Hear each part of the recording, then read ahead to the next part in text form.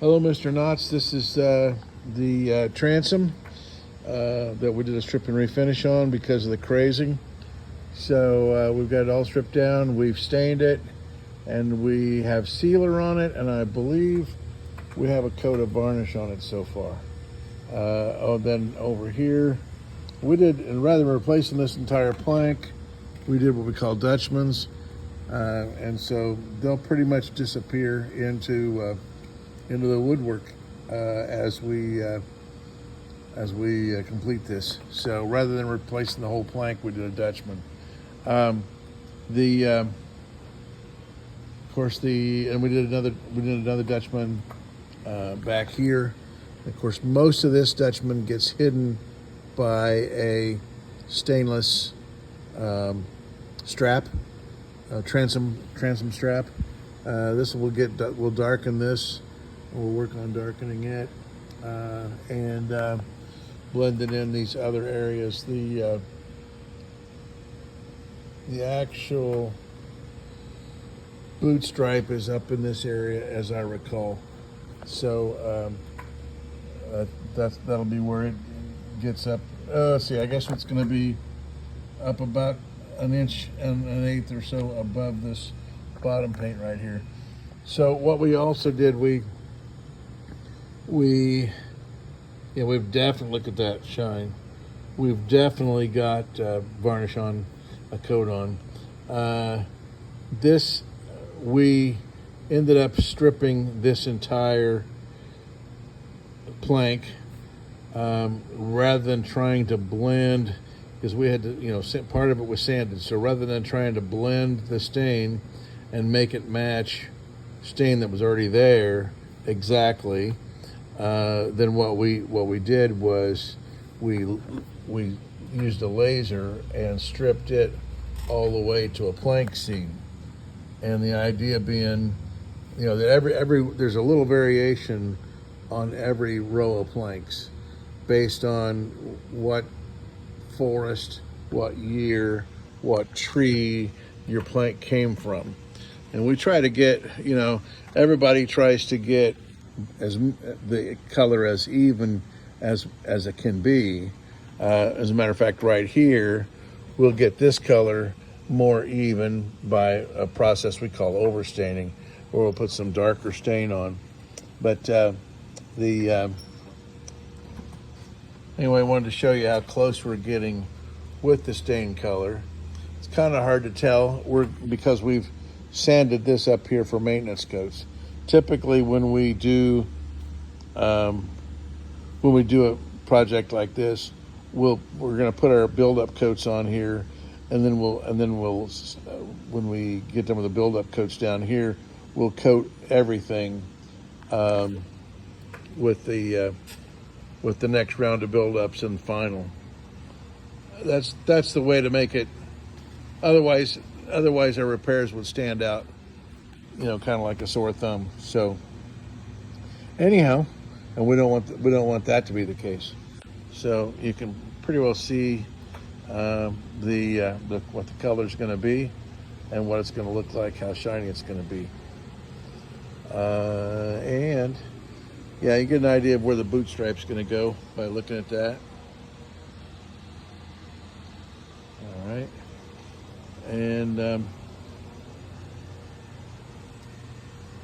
there we go. I wanted to show you that. The next thing I want to show you is actually inside the boat. We have mounted the engine, and typically what we hope for and what we expect is that the engine will go right back down where it came from, and the bolts will go in, and everything will just match up right where it was before. Well, things weren't matching up. Well, actually, they were matching up, but it wasn't done right by the previous restorer. These bolts down here and this motor mount spun. They would not catch any wood. We could not get the back end to be held down. So we pulled the engine back out, and we do what we call dowel the holes we literally glue a dowel into the holes and we re-drill them. And reset the new lag bolts, and the new lag bolts then are catching new wood. Then we had a coupling that had too much clearance between the shaft and the bore of the coupling. So we had a new coupling on the shelf, and so we provided you with a new coupling. We faced the coupling in our lathe to make sure that the coupling was as flat as we could get it and as perpendicular to the shaft as we could get it. Then we had to move the shaft log. It was the shaft was, I can't remember if it was high in the shaft log or low in the shaft log, but anyway, it was not coming through the center of the shaft log. So we had that would severely limit, if you're coming through high or you're coming through low, that severely limits your ability to adjust your motor. So to get this coupling, you want the two surfaces of the coupling, one surface being the coupling half that's part of the transmission, and then this other coupling half, you want those to be exactly parallel to one another. With the shafts being concentric to one another. And so that's what we achieved by doing that. Before we did that, we could not get a consistent reading between the faces, those two faces. And so without getting a consistent reading, we couldn't tell if we were aligned or not. So because the coupling would actually rock on the shaft. So that was some extra stuff that, that we didn't anticipate. We're beginning to anticipate it because it seems like every boat we get, people just think they can just bolt the engine in and go. And we're finding out that seems to be the norm, and people aren't typically doing it right. We also reset the strut, and we put a new bearing in the strut. So it's a rubber bearing in the strut, and yours was completely worn out. So we replaced that as well. So I made a new project, unbudgeted running gear. It's pushing our limits once again, pushing our budget once again.